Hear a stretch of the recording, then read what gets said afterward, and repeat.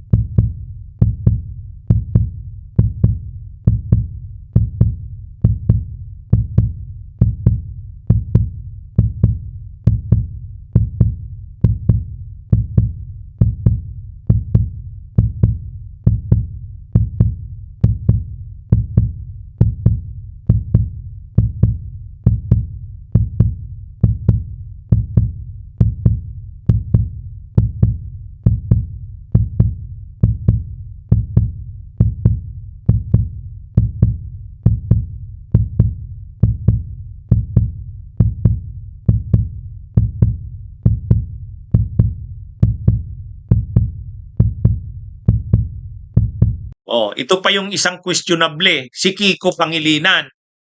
Oh, dito galit na galit si Sharon Cuneta. Ah, galit si Sharon Cuneta yan Yang picture na yan. Oh, nakikita nyo nandyan si Sharon Cuneta, nandyan si Kiko Pangilinan. Yung sa kaliwa si Kiko Pangilinan. Si Sharon Cuneta yung nasa gitna. O ngayon, sinasabi rin ng mga ex-bagmen, nag-deliver din daw sila kay Kiko Pangilinan. Nag-deliver din daw sila kay Kiko Pangilinan. Yan mga kabunyog, mga kababayan.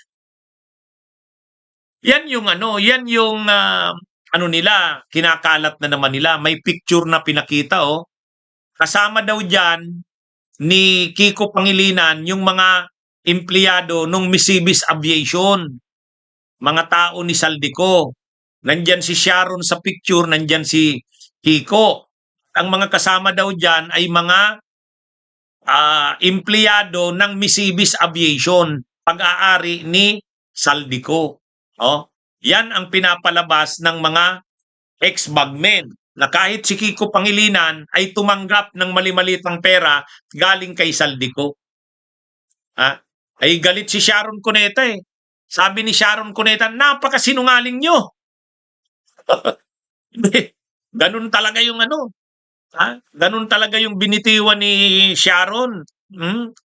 Grabe na Sabi ni Sharon, mga sinungaling, sobra talaga kayo. Yan yung sabi ni Sharon. Mga sinungaling. Grabing exclamation points. At kahit si Kiko Pangilinan, sabi ni Kiko Pangilinan, puro pasaring, puro aligasyon, puro palabas, pananagutan ninyo ang paninirang ginagawa ninyo. Sabi ni Sharon, mga sinungaling, alam ng Panginoong Diyos kung sino ang tunay na sumusunod sa Kanya. Sobra na kayo. Ayun yun ang statement ni Sharon, post ni Sharon. Mga sinungaling kayo, sobra na kayo. Ito. I blogged about this visit my family and I made to Marawi to thank the governor, mayor, and other officials and their families for their support for Kiko. Talaga ba? Magbibigay kayo ng malita sa amin sa Marawi pa? Ang kakapal ng mukha ninyo talaga, sukdulan. Ayan, mga kabunyog. Ito kumbaga, yan palang picture na yan na pinakita ng mga ex-bagmen. Sabi ni Sharon, picture nila yan pagpunta nila sa Marawi. Binisita nila yung gobernur, yung mayor, nagpasalamat sila kasi nga nanalo si Kiko. Kaya pero ang sinasabi ng mga ex-bagmen ni Saldico, yan daw ay mga empleyado ng Misibis Aviation na pag-aari ni Saldico. Tumanggap din daw ng mali-malitang pera si Kiko galing kay Kiko Pangilinan, galing kay Saldico. Sabi ni Sharon Cuneta, mga sinungaling kayo, sukdulan na ang ginagawa ninyo. Kaya sa totoo lang, mga kabunyog, ito yung isa pa sa nakakasira nitong mga ex-bagmen na ito. Sino namang maniniwala na tumanggap din ng mali-malitang pera si Kiko Pangilinan. Ano na ito? Lahat ng sinisiraan nitong mga ex-bagmi na ito ay yung mga kalaban ng Duterte. Alam naman nating si Kiko Pangilinan, isa sa mga matibay na matatag na lumalaban sa Duterte. O ngayon, parang lahat ng lumalaban sa Duterte, yan yung binabanggit na diniliberan daw ng mali-malitang pera. Kasi si Kiko na ngayon ang hahawak ng Blue Ribbon tungkol sa flood control. Siya na. Kaya sinisiraan na. Dati hindi naman nila binabanggit si Kiko Pangilinan. O ngayon binabanggit na naman. Bakit? Kasi inanunsyo na ng kampo ni Gatchalian na ang hahawak na ng investigasyon tungkol sa mga anomalya sa flood control ay si Kiko Pangilinan. So yan, inaano na nila, no? Sa totoo lang, grabe. Kaya sa ginawang ito nitong grupo nila Mike Defensor, lalong nasira ang mga ex-bagmi na yan. Wala nang papaniwalaan eh. Una yung kay Chis, binabanggit lang nila ngayon si Chis Escudero dahil sa kalabanan nila. Dati hindi naman. Si Kiko Pangilinan, hindi naman nila binabanggit dati. O ngayon, binabanggit na nila na diniliberan daw nila ng mali-malitang pera dahil si Kiko Pangilinan na ang hahawak ng investigasyon sa flood control. Ay, grabe to. Itong mga ex-bagmi na ito. Yan, mga kabunyog.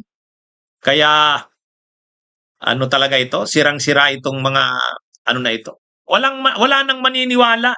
Paano mo naman papaniwala? Si Kiko Pangilinan, hindi naman corrupt yan. Hindi naman kurakot yan si Kiko Pangilinan. At yan na nga, unang-una mayaman si Sharon. Pangalawa, hindi naman gumagastos ng malaki sa mga elections itong si Kiko. Umaasa din lang yan sa suporta ng mga volunteers, ng mga kaibigan. Ano yan, mga kabunyog? Kaya itong ginagawa nitong mga ex-bagmi na ito, sa halip na makakuha sila ng tiwala ng taong bayan, gusto kasi nila Mike Defensor paniwalaan itong mga ex-bagmen dahil sila daw ang nagdadala ng katotohanan. Paano mo makukumbinsi ang taong bayan na nagdadala sila ng katotohanan? Sila yung nagtataguyod ng katotohanan. Si Chis Escuderong dating hindi nila binabanggit, ngayon binanggit na dahil kalaban na nila. Si Kiko Pangilinan, hindi nila binabanggit, ngayon binanggit na. Kasi si Kiko Pangilinan ang mag-iimbestiga na ng anomalya sa flood control. Mga laging questionably itong mga ito. Itong mga ex-marines na itong mga ex-bagmi na ito. Sa totoo lang, mga kabunyog. Bunyog, bunyog, halikan na kasama ka. Bunyog, kapag buklod ay may pag-asa. Luzon, Visayas, Mindanao, isa ang pananaw. Sa bagong Pilipinas ang bunyog isisigaw. Bunyog, bunyog, bunyog.